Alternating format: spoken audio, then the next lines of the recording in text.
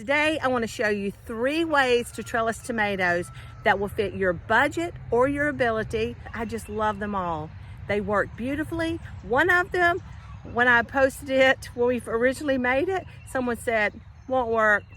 And once upon a time, I would have thought so too. But it is my favorite and I can't wait to show you. So let's get started. Now, when I've started looking for other options other than the little tomato cages you can find at all those stores, this is where we went first, and I still use it. I have 2 rows of it. It's just cattle panels on T-post, and right here. And the cattle panels run about $20-something. I'm not sure exactly now. It's been a little bit since we bought any, but they work beautifully. Plant the tomatoes 2 feet apart, and we just kind of clip them up. I don't really pull suckers from them. We live in a very humid climate, so I will kind of thin them as I need. Now this method would be the least expensive and the easiest. This one I feel like I could do. I may struggle dragging that fence around, but pounding down the posts, we live in soft soil, so it would be doable for me. Now, if you're in a rocky soil, you may need some help pounding the post down, just depending, once again, like I said, depending on your ability. But this would be the easiest method.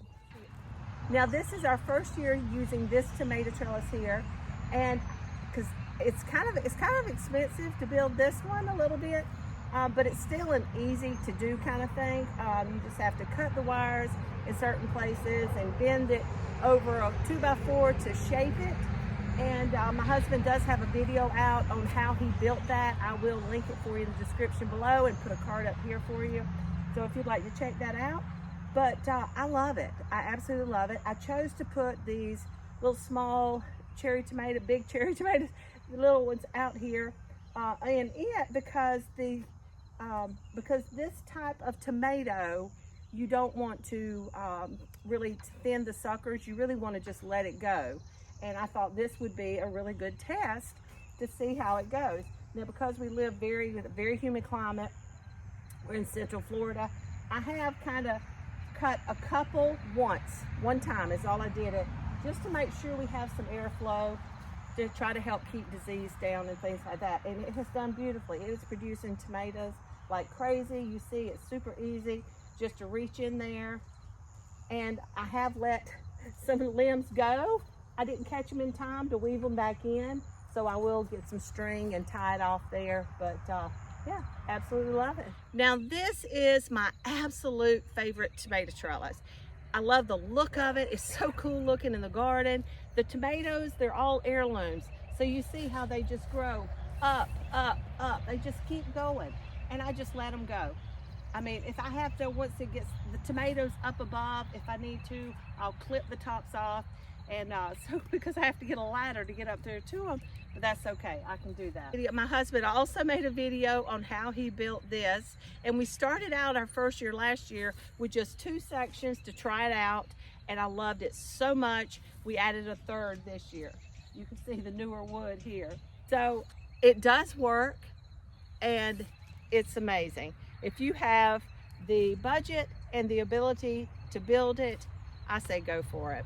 Now, if you have found value in this video today, please be sure to hit the like button, hit subscribe. We'd love to have you join us. So today I've also got a bonus for you because I've got to get some tomatoes picked and in the house. They are ready to go, and eventually I want to make a lot of stuff with tomatoes. That's why I have so many tomatoes planted this year. I want lots of spaghetti. I made ketchup for the first time. That was absolutely amazing. So I need to get them in, get them put away until I have a whole bunch ready to start processing.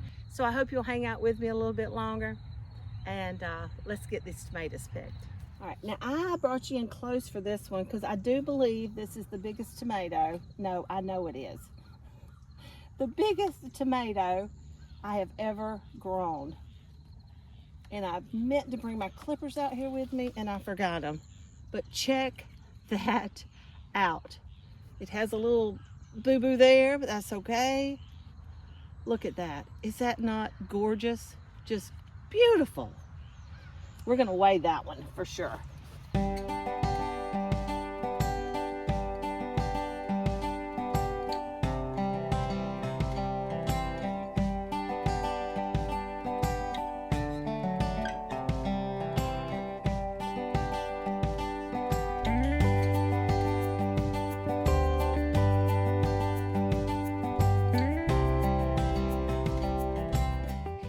This time of year, when the garden starts coming in, my countertop stays covered with these towels and vegetables.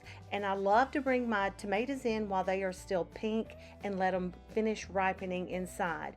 This is my first year doing this, and it has just worked out beautifully.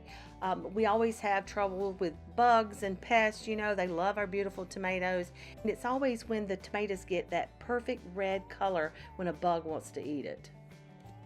Now, once I have my freshly picked tomatoes all sorted out there, I'll go through and pull my ripe tomatoes into the basket. Any that still have a little bit of yellow or green on top that need to ripen all the way, I'll put them back on the towel and let them sit. Now, that one I just had on my hand, you see how it was green on the top, but it had that split in the side. I'm not going to put it back down there and let it ripen, because that split, it just kind of gets really soft. It starts to rot. It attracts those little fruit flies, and so this way I'll go ahead and take it. I'll just cut the green out, score the bottom, and add it to my freezer bag. Even all the little cherry tomatoes, I get them washed up, and we keep a bowl of fresh cherry tomatoes on the counter where we can just walk by and grab us a few at a time, and they are so yummy and so good. All right, so next we head over to the sink, and I add just nice cold water. Make sure I have a nice clean sink. A little bit of dishwashing detergent. You can see I added a little bit too much. It's hard to get just a drop in there. So I let some of the suds out because I want just a little bit, enough to just really freshen up my tomatoes and get any kind of pesticides or anything falling from the sky. Who knows these days, right? Off of my tomatoes before I put them away.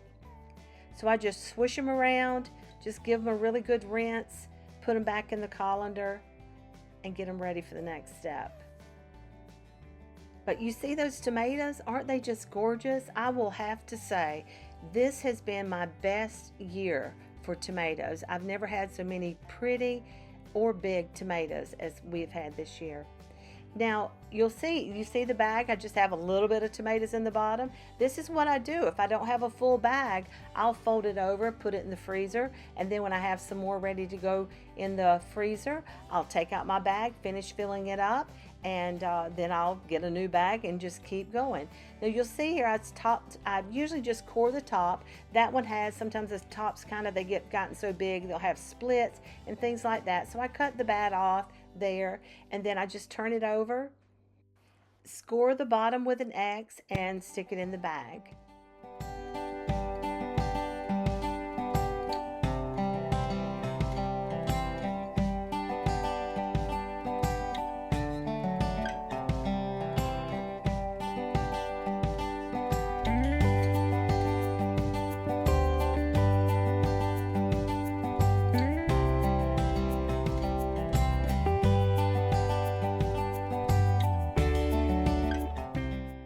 Nice full bag of tomatoes, get all the air out, into the freezer it goes, and wait until time to process.